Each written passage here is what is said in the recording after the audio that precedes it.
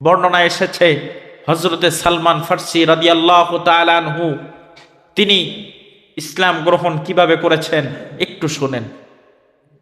সালমান ফার্সি রাদিয়াল্লাহু তাআলা আনহুর বাড়ি ছিল ইস্পাহানের জাই নামক গ্রামে।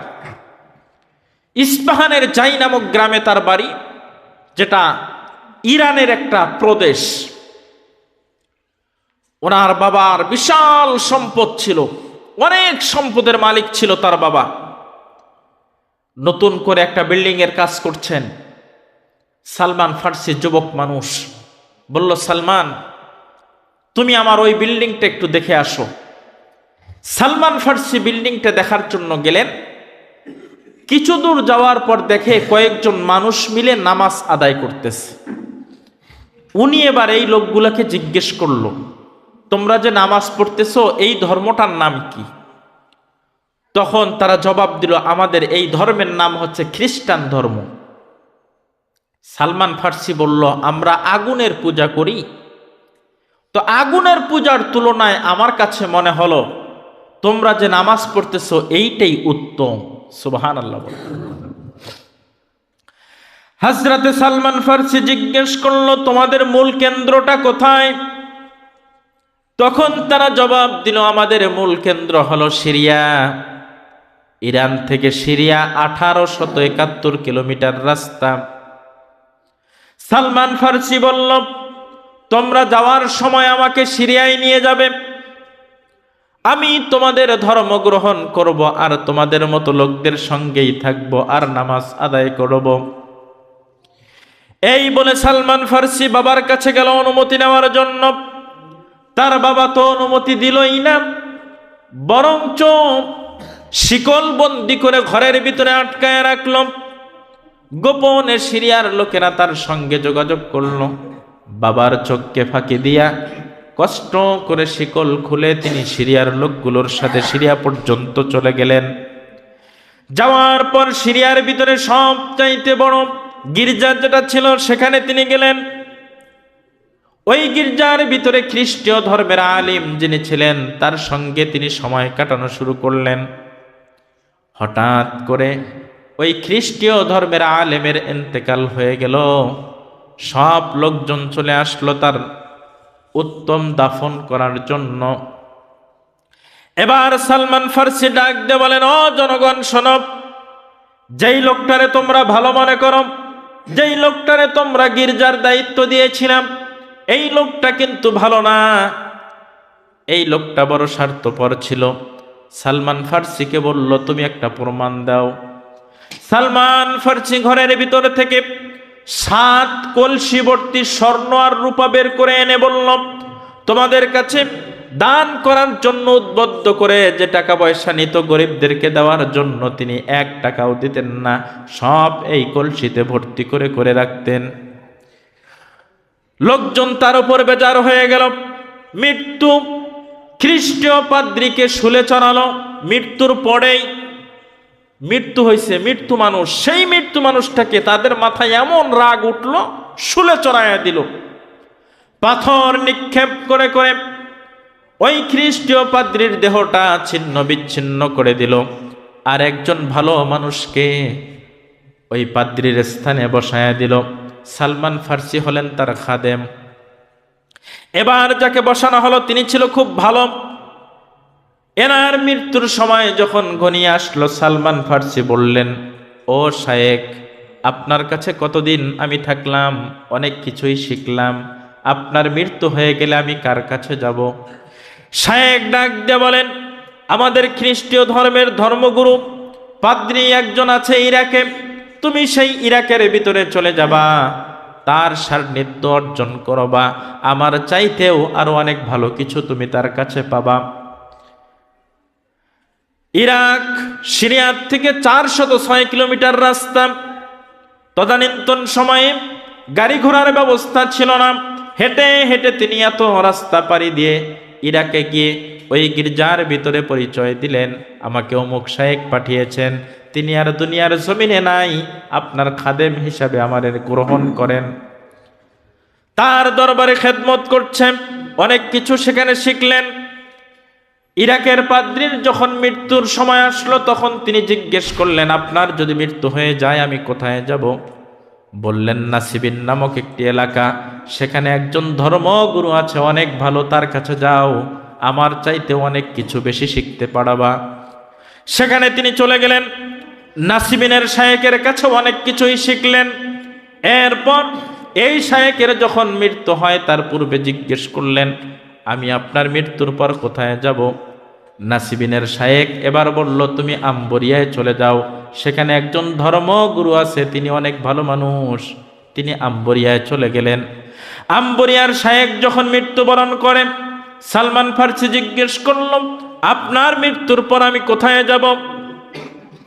এবার আম্বরিয়ার ওই শায়েক বলল, আমাদের ধর্মগুরু যতজন ছিল সবাইরই ইন্তেকাল হয়ে গেছে, এখন আখিরি জামানার পয়গম্বর বিশ্বনবীর আগমনের সময় এসেছে। তিনি আরব ভূমিতে জন্মগ্রহণ করবেন। মক্কার পর্ব শেষ করে তিনি ইয়াসরেব নামক জায়গায় যাবেন, যেই জায়গার নাম হলো ইয়াসরেব। ওই জায়গাটা হবে খেজুর বাগান বিশিষ্ট পাথরময় জমিন। এমন সুন্দর বর্ণনা পাওয়ার পর তিনি অপেক্ষা করতে থাকলেন আম্বরিয়ার ভিতরে, আরবের কোন লোকের সঙ্গে দেখা হয় কিনা। এই সময়ের ভিতরে তিনি অনেকগুলো গরু, অনেকগুলো উট, অনেকগুলো দুম্বা কিনে ফেললেন। আরবের কিছু লোক, ইয়াসরেব বর্তমান নাম মদিনা, তখনকার নাম ছিল ইয়াসরেব, ইয়াসরেবের কিছু লোকের সঙ্গে তার সাক্ষাৎ হলো।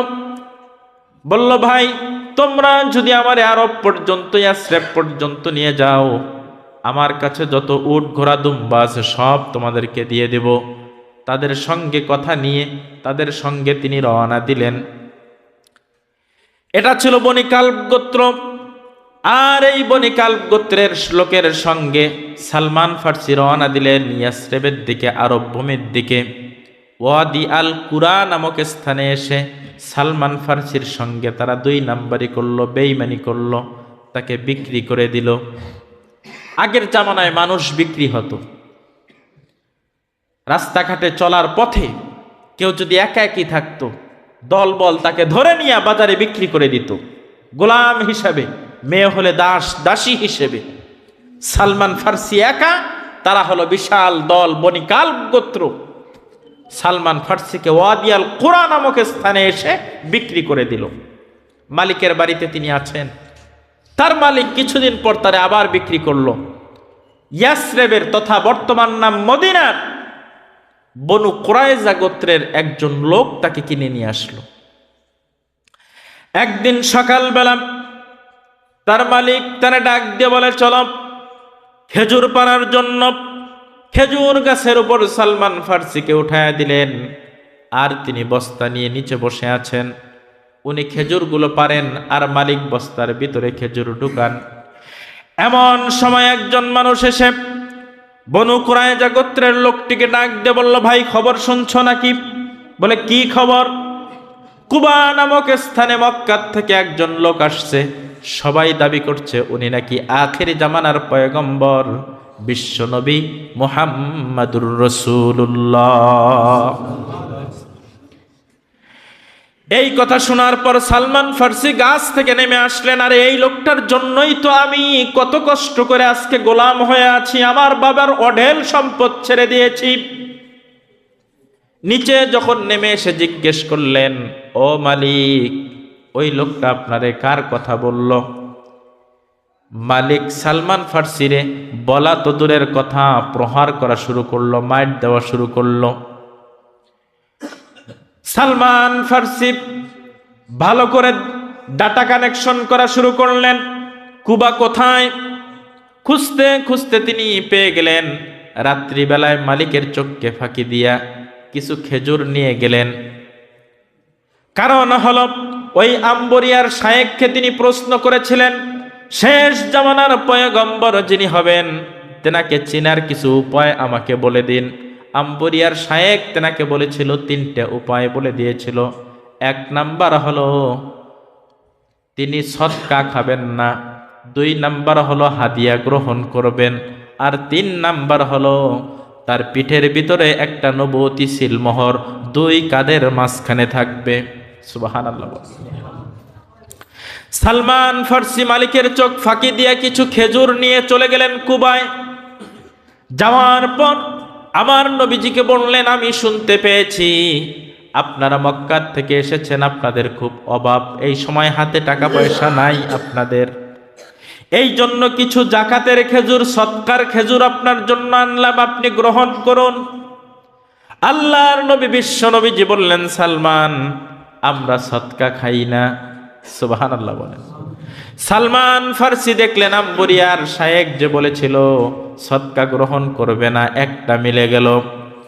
কয়েকদিন পর বিশ্ব নবীজি যখন মদিনায় আসলেন, আসার পর তদানীন্তন সময়ে নাম ছিল ইয়াসরেব। নবী এখানে আসার পর ঘোষণা দিলেন, আর কেউ ইয়াসরেব বলবা না, আজকের থেকে এই জায়গার নাম হয়ে গেল মদিনা। কেউ যদি একবার ইয়াসরেব বলো, 10 বার মদিনা বলে তার কাফফারা দিতে হবে। সবাই তখন ইয়াসরেব বলা বাদ দিয়ে মদিনা বলা শুরু করে দিল। নবীজি নাম পরিবর্তন করে দিলেন। এবার সালমান ফার্সি একদিন রাত্রিবেলায় কিছু খেজুর নিলেন। সালমান ফার্সি রাদিয়াল্লাহু তাআলা আনহু খেজুর নেওয়ার পর বিশ্বনবীর দরবারে আসলেন মদিনায়। আসার পর বললেন, ইয়া রাসূলুল্লাহ, আপনার জন্য হাদিয়া নিয়ে আসছি। নবীজি তখন সাহাবীদেরকে বললেন, ও সাহাবী, সালমান ফার্সি হাদিয়া আনছে। এই বলে নবী নিজে হাত দিলেন, খেজুর তুলে মুখে দিলেন, আর সাহাবীদেরকে নেওয়ার অনুমতি দিলেন। সুবহানাল্লাহ।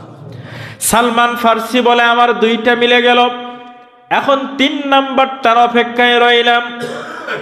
একদিন একজন সাহাবীর ইন্তেকাল হল।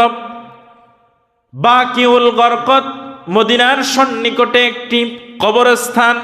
বাংলাদেশের মানুষ জান্নাতুল বাকি নামক যেই কবরস্থানটাকে চেনে, সৌদির মানুষ, মদিনার মানুষ সেইটাকে বাকিউল গরকত বলে।